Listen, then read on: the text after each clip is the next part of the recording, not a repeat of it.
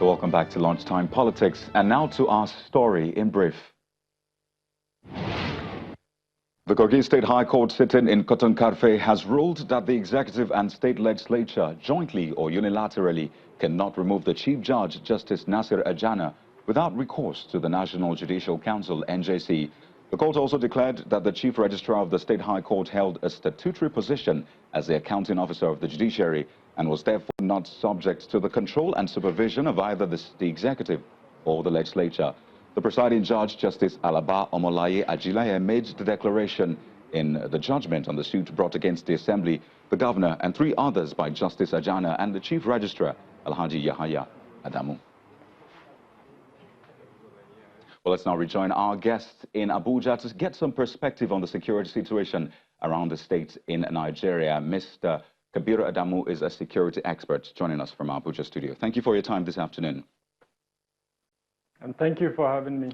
You're welcome. Now, in this past week, Nigeria has seen perhaps the biggest mass murder in the country. 40 people died in Borno State. That is 40 people, according to the governor. From what you have seen so far, do you think there are concrete steps being taken to nip the security situation in the bud, coming from the government and security agencies? Well, as optimistic as I would like to be, I would say, unfortunately, no. Anywhere where you have a situation where that number of people are being killed, then, I mean, we have no choice but to say that more needs to be done. There are instances in the past where those type of numbers were recorded, but the good news is that in the last few months, we've seen a decline in the number of suicide bombing incidents. So to that extent, I think there have been some progress in that regard.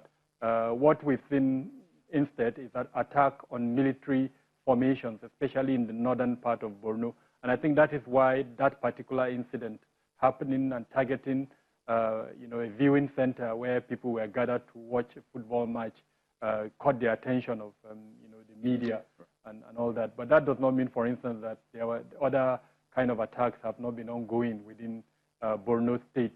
I listened to the governor, the new governor, the vigor with which he has come in and the kind of steps he's mentioning, they are quite commendable.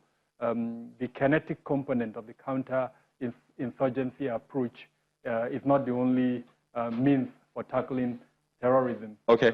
Now, I'll get to that in a moment. If I could just cut in, Mr. Adamu, I'll get to that in a moment. But then the Nigerian Governors Forum met last night into this morning, mainly about security. There were other issues to discuss, but it was chiefly about security. This is not the first time we've had meetings, deliberations on security. So my question is, how do we ensure moving forward we get results from these meetings? What should we commit to do?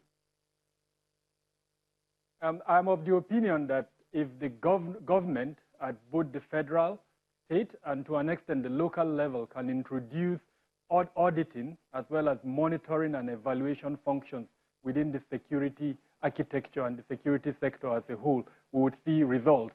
If you are doing project management and you are conducting auditing as well as monitoring and evaluation, the likelihood of you correcting your mistakes before they become as phenomenal as they are in the country at the moment is higher, as against a situation where there is next to zero auditing and monitoring and evaluation within the security sector. So if I have an opportunity to advise the Nigerian Governors Forum as well as the President, it would be immediately introduce auditing, better auditing, introduce monitoring and evaluation functions within the security architecture. Right. Now, Mr. Adamu, before I let you go, there's this issue, you mentioned it, looking at other options. It shouldn't be force every time. But we understand that the security situation in the country is not just terrorism. There's kidnapping, there's banditry, there's ethnic clashes. So do you think this would work for all these issues I laid out, choosing other options?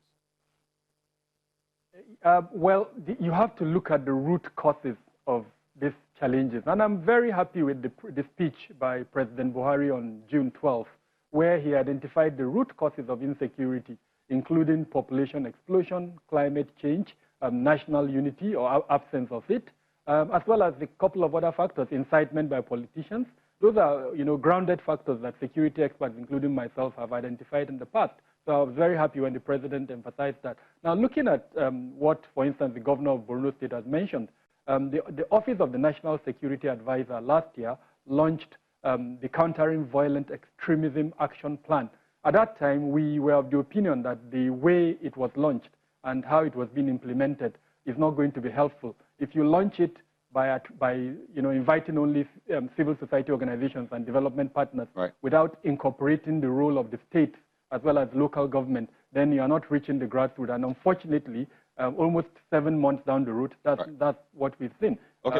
Even the governor of Borno, when he spoke, he didn't mention that component. Mr. Adamu, incidentally, the National Security Advisor is from Borno.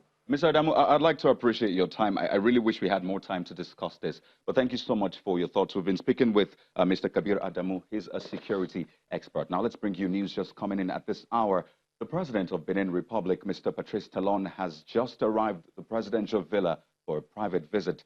He was received by President Muhammadu Buhari at the forecourt of the villa. The meeting is being held behind closed doors. Again, the President of Benin Republic, Mr. Patrice Talon, has just arrived at the presidential villa in Abuja for a private visit. He was received by President Muhammadu Buhari at the forecourt of the villa. And the meeting is being held behind closed doors. We'll definitely bring you the result of that meeting as it unfolds. Moving on to other stories, the chairman of the 16 local government areas in Kwara State have described their suspension by the state governor, Abdurrahman Abdurrazak, as unconstitutional and a complete waste of time.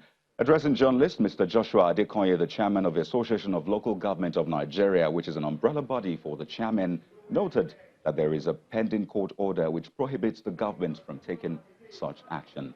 The court judgment in their favor is yet to be appealed, and he is wondering why the governor could give such order when they still have up till November next year before their tenures would expire.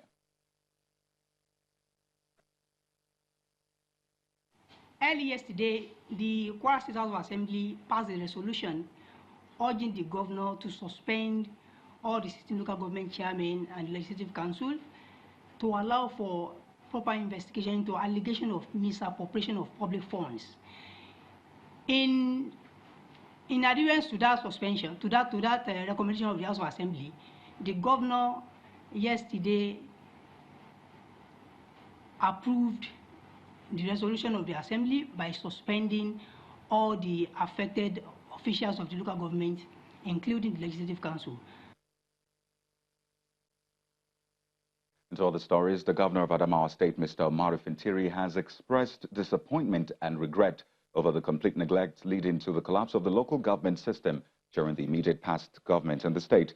Governor Fintiri made this known during a PDP stakeholders meeting in Yola, that's the Adamawa State capital. He laments that when they took over the reins of governance from the last administration, there were no elected representatives of the local government at the local government levels. This, according to him, is unacceptable because those running the local governments will not be held accountable. Hence the need for the setting up of a transition committee to run the affairs of the local governments until elections are conducted within the shortest possible time. That's much we can take on the program for this hour. Thank you so much for joining us. I am Kaedo Kikyolu.